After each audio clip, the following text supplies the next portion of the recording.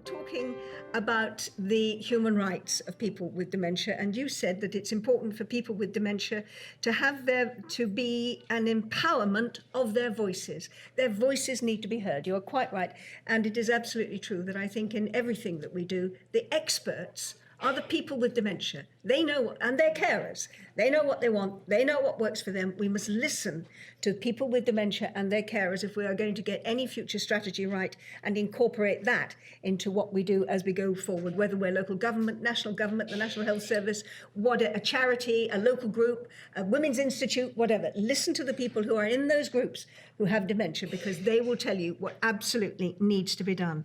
I think there's been, I think, a huge amount of stuff that's come out of today. And as I say, you will all take away something different.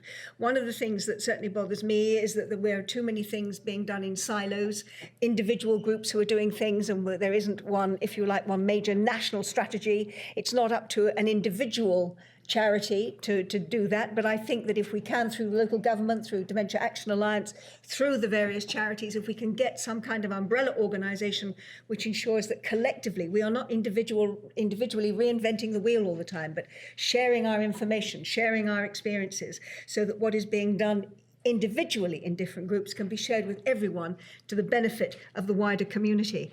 I mentioned that little book, Dear Dementia. The man who put it together is a guy called Ian Doherty. His daughter is called Annie.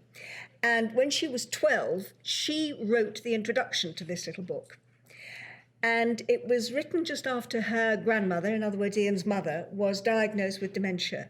And what Annie wrote as part of her foreword was this paragraph. She said, "The day that my nan was diagnosed with dementia, the whole family got it, because dementia is a team event."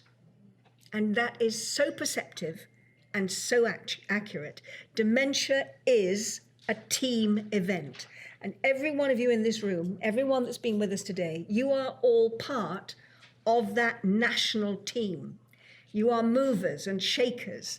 You can advise, you can support, and you can implement policy and actions to ensure that everything that we have heard today at this conference is passed on to a wider community and not just talked about, but actually acted on. You have that power, many of you that are sitting in this room.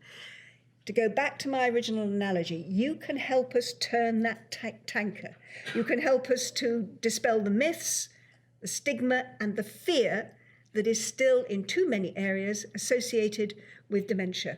And when people ask me why I do this, it's because my mother was diagnosed with dementia and I became involved with the Alzheimer's Society. But more than that, I've got a personal interest in this. I see it, and I hope you do too.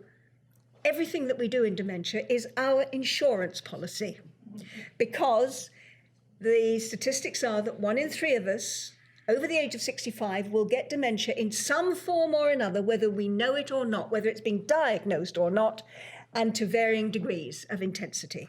So take it out as an insurance policy, because none of us know that we may ourselves need the kind of services and support that we have been talking about today. And if we can talk about it now and ensure it happens, if it gets to the point where we need it, it is there already. And take home with you today the knowledge that you really can help people with dementia and their carers to live well with the disease within society by helping society to understand the illness and to support those who are affected by it.